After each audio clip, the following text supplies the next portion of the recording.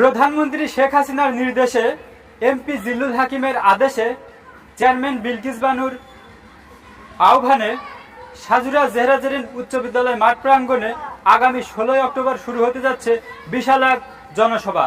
এ জনসভায় যাদের থাকা অত্যাবশ্যক তারা হলেন সরকারি সুবিধাভোগী, যারা বিধবা, বয়স্ক এবং প্রতিবন্ধী ভাতা পেয়ে থাকেন এবং সরকারি যে কোনো ধরনের সুবিধা পেয়ে থাকেন এবং টিসিবির মাল ভোগ করে থাকেন, তাদেরকে এখানে দলবল নির্বিশেষে থাকা অত্যাবশ্যক।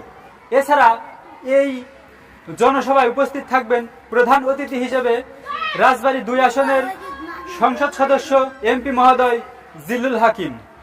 এছাড়া এখানে উপস্থিত থাকবেন দলীয় বিভিন্ন শ্রেণীর এবং উপশ্রেণীর নেতাকর্মীরা। এছাড়া এখানে সর্বসাধারণ কিন্তু উপস্থিত থাকবেন। সর্বশেষে